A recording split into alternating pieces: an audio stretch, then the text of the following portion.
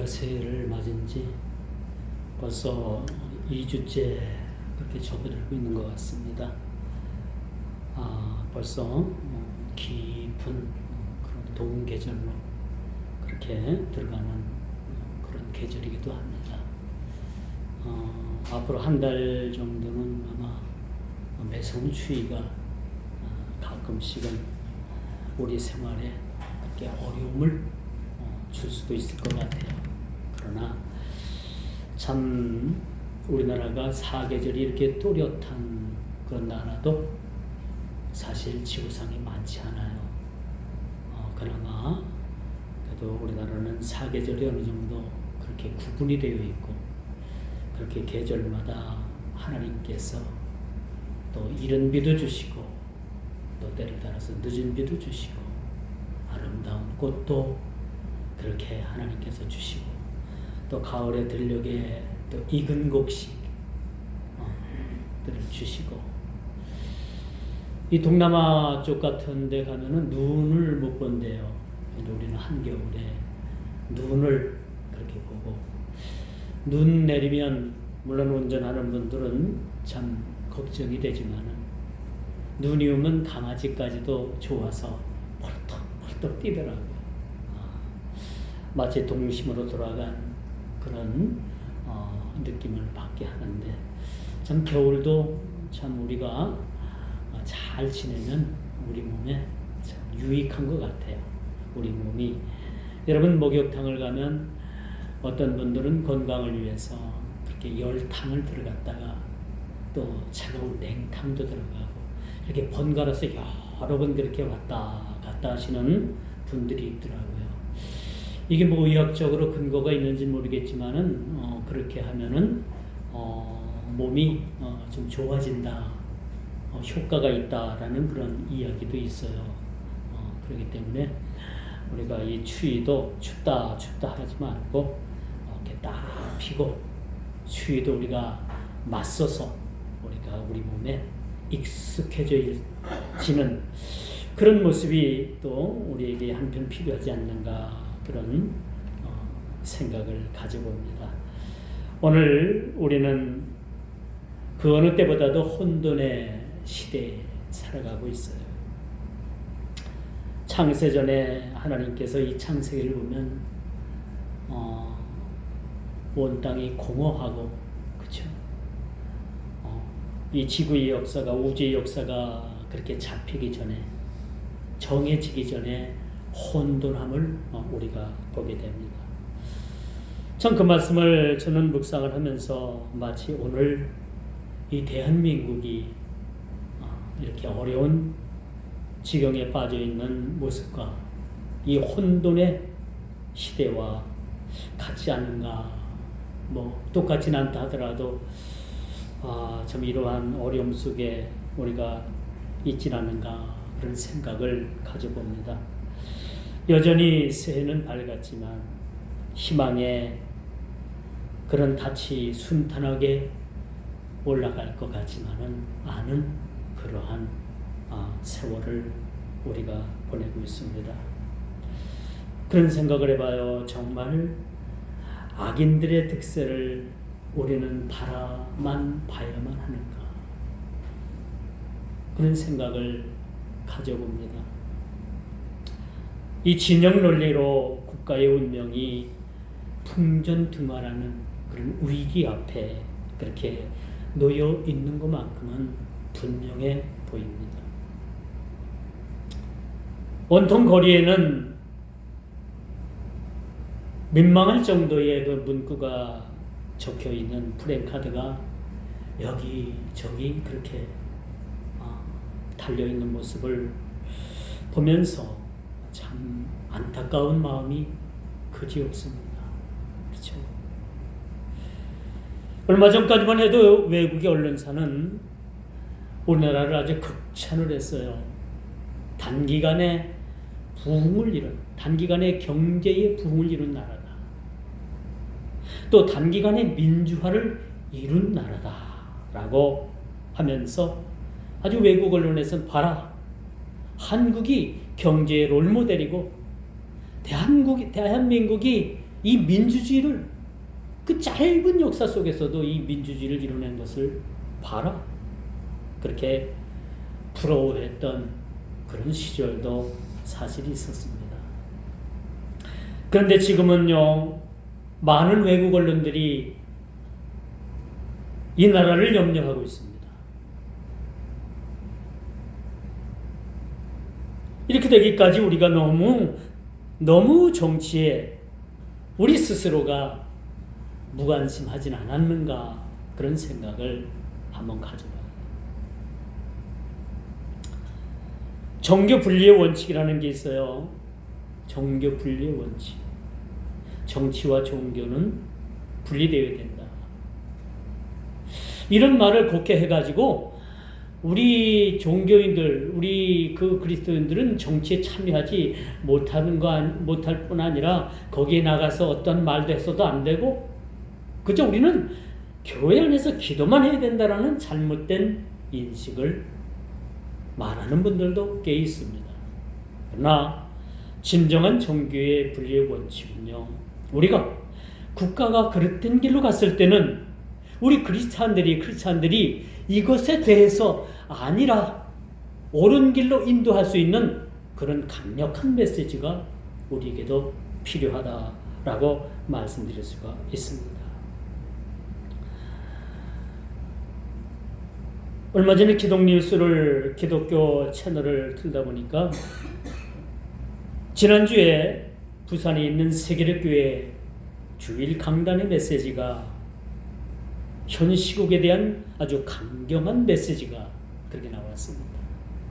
여러분 잘 알듯이 손연본 목사님, 이 목사님은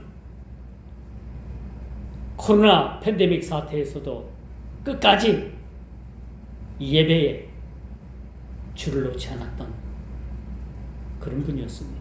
그 일로 인해서 고발 고소도 여러 건 당했고, 그런 상황 속에서도 그분은 한국의 그 팬데믹 상황 가운데서도 그 정부에 굴하지 않는, 그 권력에 굴하지 않는 예배의 모범을 보여주셨던 분이십니다. 이분이 지난주에 현 시국에 대한 아주 강경한 메시지를 그렇게 냈어요. 보신 분들은 다 알겠지만 제가 거듭 그 어떤 메시지라는 것을 말하지 않더라도 여러분들은 너무나도 잘 알고 있을 겁니다.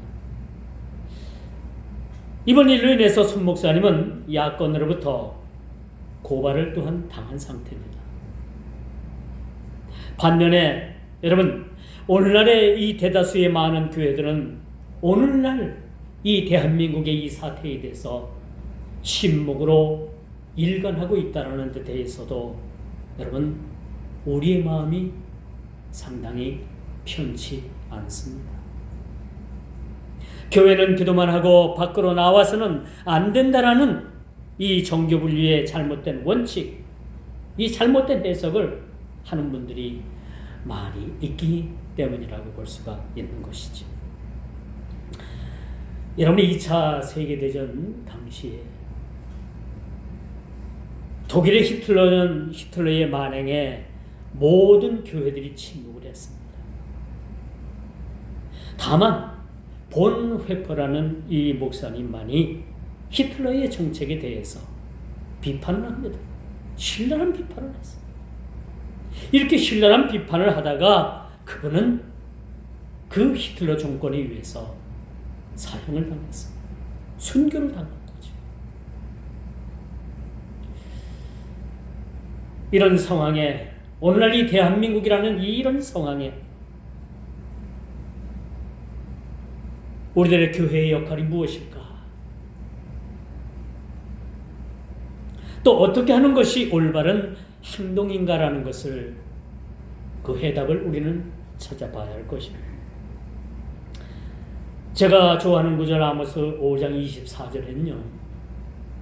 오직 정의를 물같이, 공의를 마르지 않는 강같이 흐르게 하는 일에 우리가 열심을 다해야 된다고 했습니다. 정의를 물같이, 공의를 마르지 않는 강같이 흐르게 하라 라는 이 말씀. 이 말씀의 그 흐름을 우리 스스로가 막고 있는지는 아는지 우리 스스로를 돌아볼 수 있는 기회가 되었으면 좋겠습니다. 이제 말씀의 본론으로 돌아갑니다. 오늘 본문에 보면 하나님께서는 참 이스라엘을 너무너무 사랑하신다. 우리 옛말에 그런 말이 있잖아요. 미운 자식한테 떡 하나 한 조각 더 준다. 어찌 보면요, 이스라엘이라는 이 나라는 하나님의 선민의 나라예요. 하나님께서 특별히 선택한 그런 백성들입니다. 구약을 읽어보면요, 우리가 샘민할 정도, 시샘을 느낄 정도로 하나님께서는 이스라엘을 사랑하셨어요. 그 많은 민족 중에 이스라엘 민족을 하나님께서 사랑하시고 그 민족을 선택하셔서 하나님 백성 삼으신 나라였습니다. 그런데 이스라엘은 어땠습니까? 그 반면에 그렇게 사랑하시는 하나님을 배반하고 온갖 우상에 빠지고 온갖 하나님 보시기에 악한 일을 서슴지 않았던 그런 민족이었습니다. 이렇게 암울했던 이스라엘에게 오늘 본문은 아닙니다만 9장에 보면 메시아의 탄생을 그렇게 메시아의 탄생의 소식을 그렇게 전하는 모습을 보게 됩니다. 우리 보통 사람 같으면 그 미운 사람 뭐가 그렇게 좋아서 그렇게 기쁜 소식을 그들에게 안겨줄까? 어림도 없는 일이죠. 그러나 하나님께서는 이스라엘 백성들을 위해서 한 아기가 이스라엘 땅 아주 작은 고을 베들레헴에 그렇게 탄생 소식을 그렇게 전해주고 있는 모습이 오늘 9장에 그렇게 등장을 하게 됩니다. 이것은요, 하나님께서 이스라엘에 대한 소망의 빛을 비춰주셨다는 것. 어찌 보면 이 말씀이 오늘날의 이스라엘의 상황과 딱 맞아 떨어지는 말씀과도 같습니다.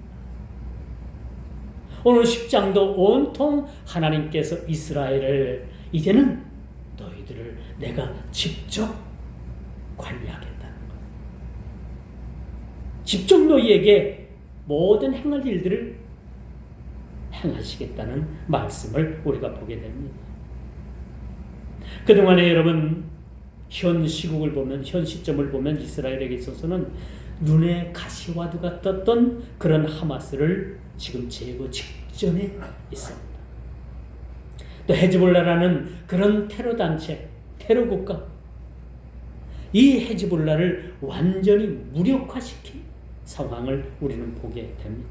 이뿐입니까? 시리아가 그 반군으로 인해서 내전으로 인해서 엄청난 국가의 위협으로부터 이스라엘이 벗어날 수 있는 좋은 계기를 지금 맞고 있습니다. 이런 시대에 우리가 살아가고 있어요. 여러분, 그리스도께서 초림하실 때는요, 그 즈음에는 이스라엘은 로마의 속국이었다는 사실을 알고 있습니까? 예수님께서 탄생하실 그때에는 이스라엘은 나라를 빼앗겼고 로마의 식민지의 삶을 살았던 사람들이었습니다. 식민지라고 하면 그들은 이미 신앙을 빼앗겼죠. 온전히 하나님을 섬길 수 있는 그런 신앙에 억압을 당하고 있는 상황이었음을 우리는 보게 되는 것이죠.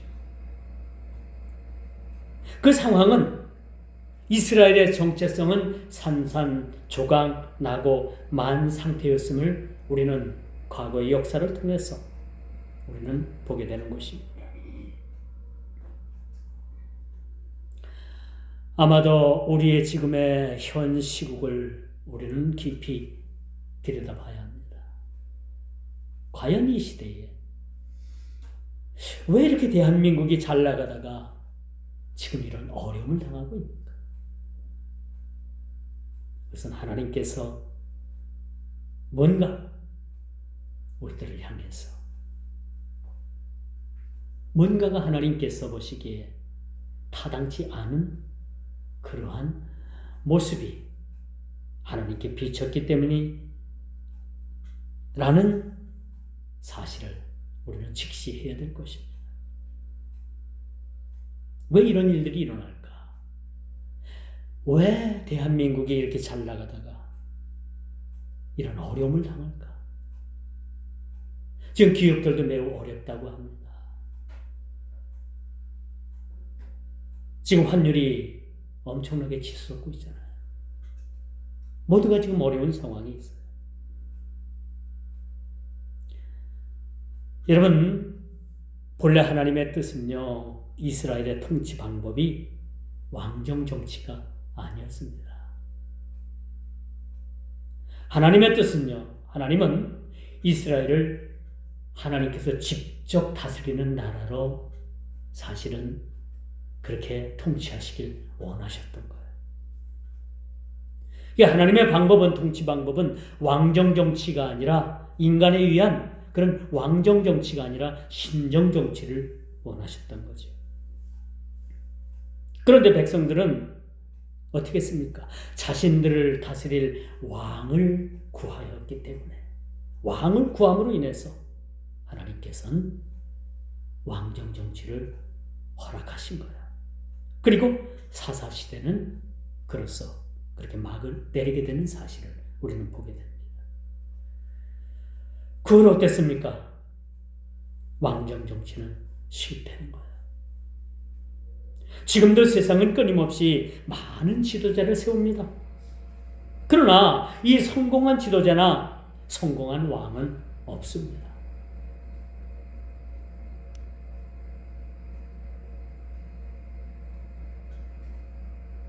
우리가 오늘도 세상을 바라볼 땐 이런 희망이 전혀 보이지 않습니다.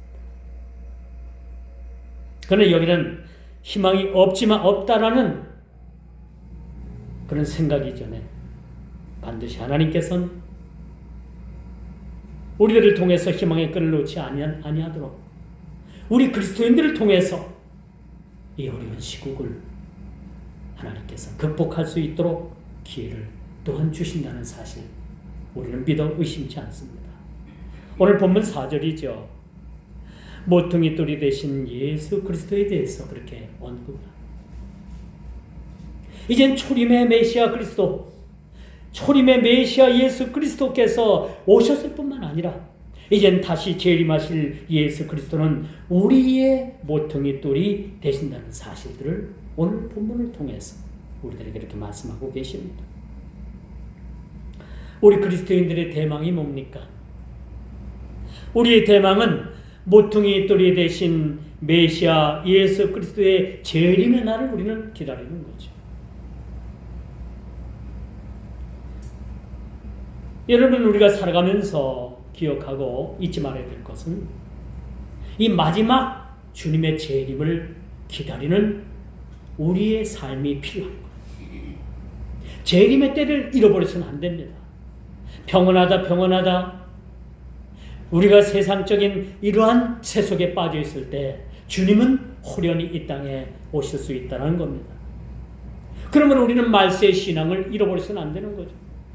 우리는 비록 이 땅을 살아가고 있지만 여전히 우리는 말세적 신앙에 대해서 우리가 늘 기억을 하면서 살아가야 됩니다. 대비하면서 살아가야 되겠죠. 준비하면서 우리는 살아가야 된다라고 말씀드릴 수가 있는 것입니다. 이 모퉁이 돌이 되었다라는 이 비유의 말씀은요, 신약에서 무려 5번이나 그렇게 언급을 합니다.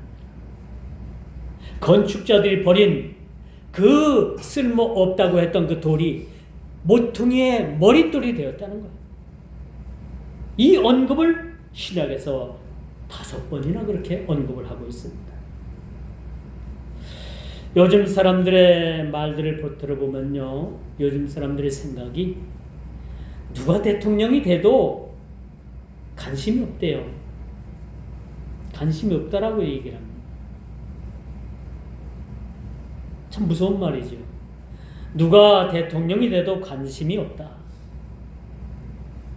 뭐 실망도 했겠죠.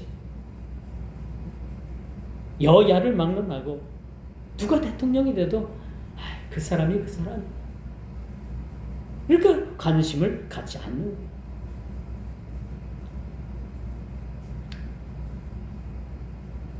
우리 그리스도인들은요, 누가 대통령이 됐든 참 나라의 의정자 대통령을 위해서 우리가 기도해야 합니다.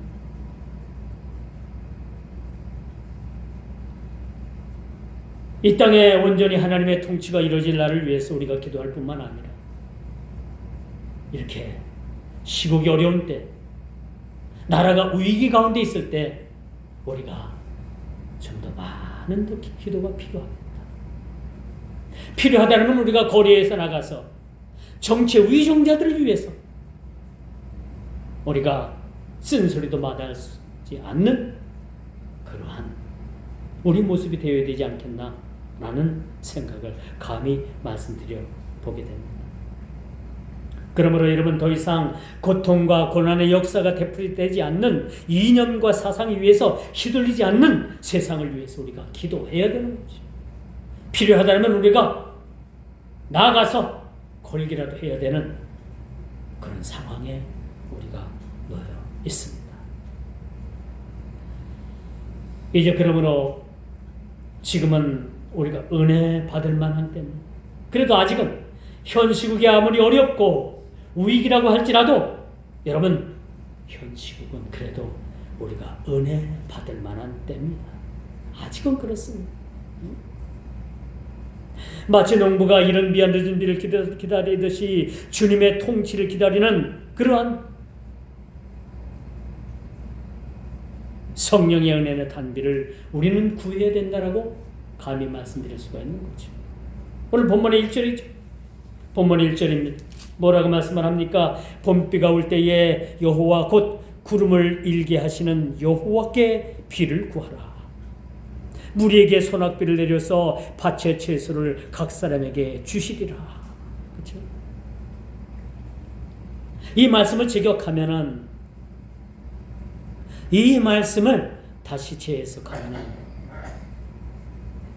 성령의 은혜를 구하는 자들마다, 하나님의 성령의 은혜를 구하는 자마다 하나님께서 소낙비처럼 내려주시고, 그를 사모하는 자마다, 이를 사모하는 자마다 하나님께서 풍성함으로 우리 삶을 그렇게 이끌어 주시겠다는 말씀과도 같은 말씀이지. 봄비가 올 때에 농부가 얼마나 많은 봄비를 기다립니까? 그렇죠? 이른 비를 기다리게 되죠.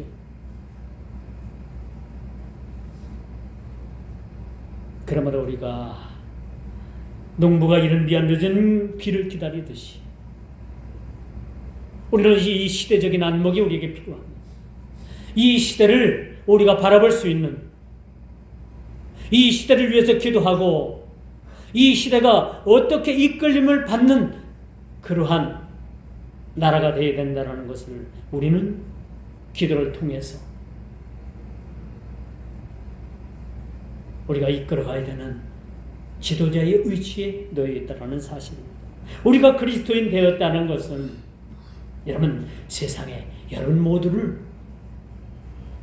세상을 이끌어갈 수 있는 그런 지도자의 자리로 여러분들을 불러주셨다는 겁니다. 세상 사람들이 여러분 나라와 민족을 위해서 기도하겠습니까? 비판의 일색으로 그들은 나라를 비판한다 하지만은, 우리 그리스도인들은 나라를 비판하고 나라를 욕하고 지도자를 욕하고 권력자를 욕하기 이전에 그들을 위해서 우리가 기도하는 자리에 우리 스스로가 그 위치에 있다는 사실을 우리가 깨달아 우리가 참으로 이 어렵고 힘든 상황 가운데 기도해야만 하는 겁니다. 여러분, 본문이 쓰여질 때도 이스라엘에게 있어서는 썩 그렇게 좋은 환경이 아니었습니다. 그들은 이제 70년 포로 생활을 마치고 고토로 돌아왔습니다. 살 집도 지어야 됩니다. 농사도 지어야 됩니다. 가축도 키워야 됩니다. 성전 외곽도 쌓아야 됩니다. 날마다 부역이 그들에게 있어서 가중되고 힘들고 어려울 수도 있습니다. 그러나 그들은 지도자를 중심으로 다시 성전을 그렇게 세우고 다시 그들은 하나님을 경배하는 하나님 중심으로, 교회 중심으로, 성전 중심으로 그들이 다시 일어나겠다라는 희망의 메시지가 오늘 본문에도 그렇게 가득한 모습을 우리가 보게 되는 것이죠. 이제 마지막 세 번째입니다. 그들은 오직 은혜로만 모든 일들을 감당하는 자들이었음을 보게 되는 것이죠. 우리 주님 나라가 온전히 임할 때에 더 이상 이념과 사상의 대립이 우리를 갈라놓지 못할 것입니다. 지금 우리 대한민국을 보게 되면 아주 양극화가 되어 있죠. 너무너무 골이 깊어요. 이거를 뭘다가 메워야 될지 몰라요. 너무너무 이념과 사상으로 인해 가지고 양극화되어 있습니다. 반반이라는 얘기죠. 그러나 여러분, 주님 나라가 이젠 온전히 임할 때가 되면 여러분, 이념이, 사상이, 이런 것들이 우리를 더 이상 대립으로 갈라놓지 못할 것이라는 것을 우리는 잘 알고 있습니다. 그리고 이 모든 고통의 문제는 우리 손에 달려 있습니다. 우리가 얼만큼 나라 민족을 위해서 기도하는, 아닌 것을 아니라고 할 수 있는 그런 용기를 가진 우리 그리스도인들이 많이 이렇게 드러날 때 세상은 변화되는 겁니다.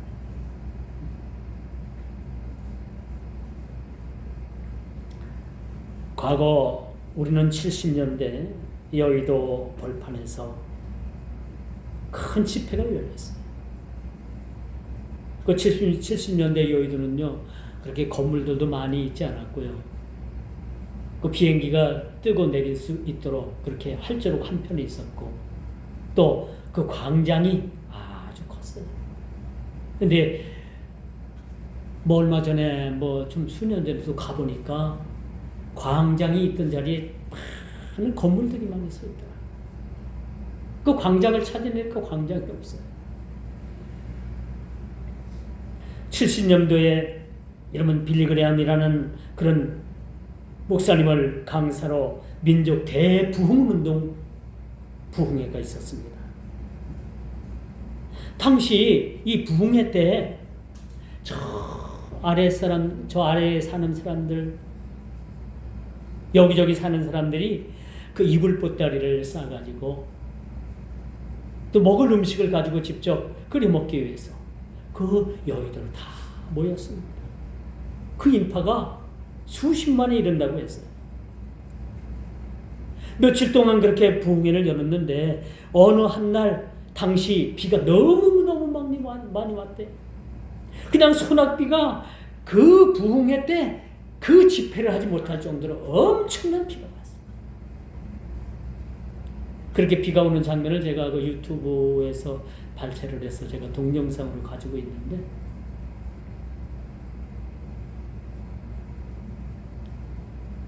그때 당시 어느 목사님이 그런 말씀을 하더라고요. 여러분, 이 소낙비가 내린다고 해서 여러분 요동하지 마십시오.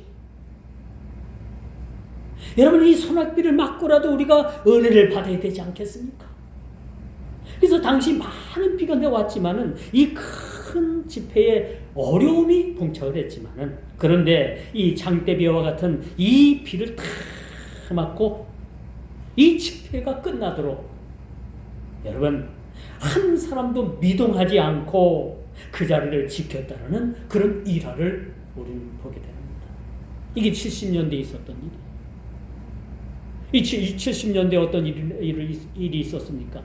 우리나라의 경제 계획 몇 차 해가지고 일대의 경제 부흥과 더불어서 여러분 예전에는요, 개척교회 어디든 가서 깃발만 꽂으면은 개척교회 선교 보겠다라고 하는 그런 사람들이 그런 성도들이 막 구름처럼 몰리던 시대에 있었습니다. 그렇죠? 그런 시대가 있었습니다. 그때 관리 잘하고 교회 관리 잘하고 그때 잘 그 부흥의 그런 물결을 탔던 교회들은 지금 다 부흥을 하고 기존교회로 딱 이렇게 자리매김을 했어요. 그렇게 그때 부흥의 물결이 몰려올 때 관리를 잘못했던 교회들은 지금 여전히 그렇게 어려움이 있었어요. 제가 고향 교회를 섬기고 교회를 짓고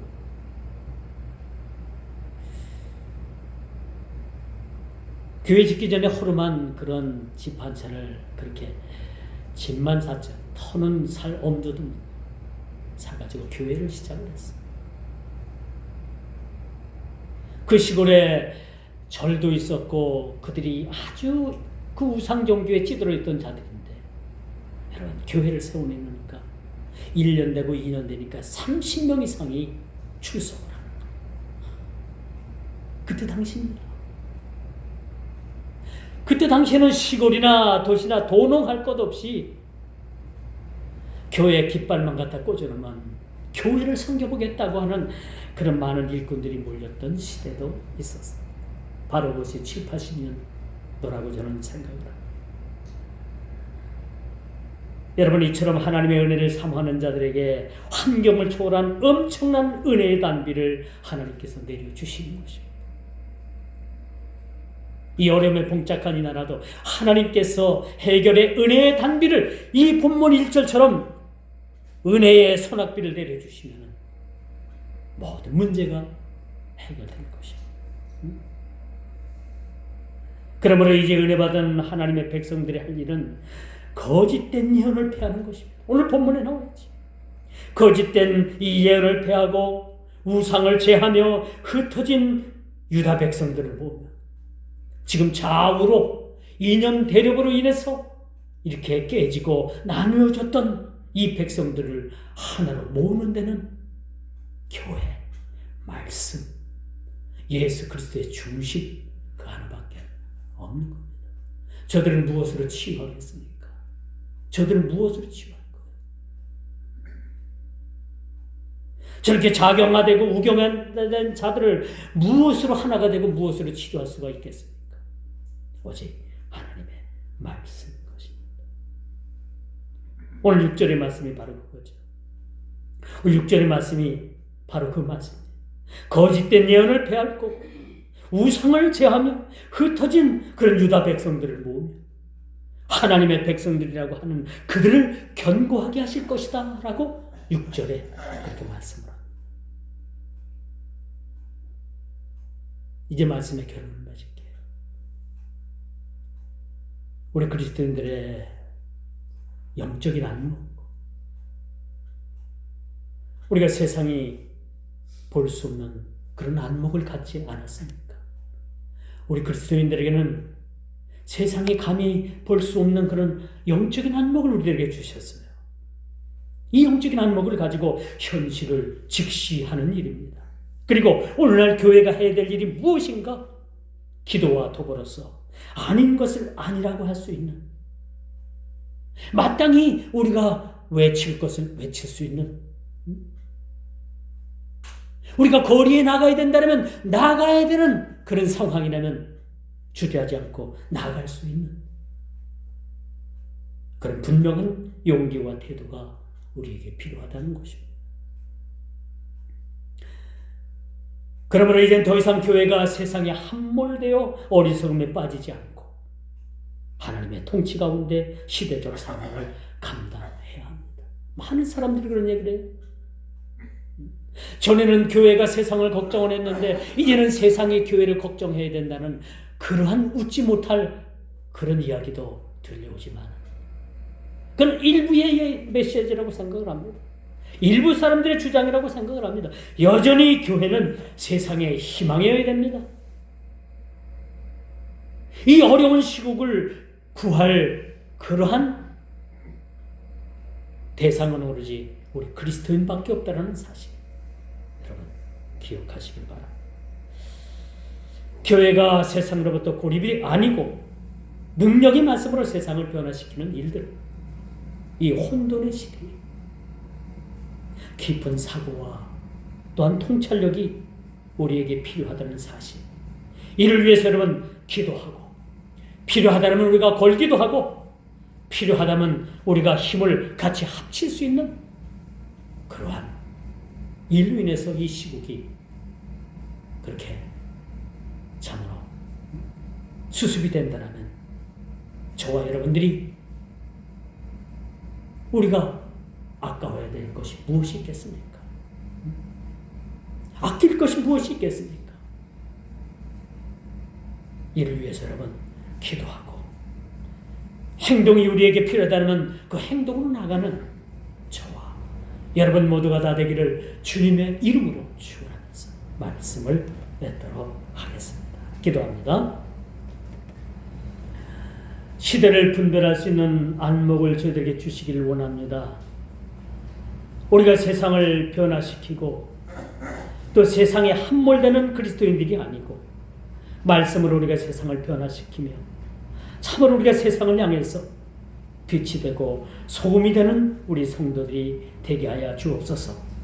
기도와 눈물로 세워진 이 나라가, 이 조국이 잘못된 이념과 사상으로 인해서 악한 세력들에 의해 무너지는 일이 없도록 주께서 역사하여 주옵소서. 불쌍히 여겨 주옵소서.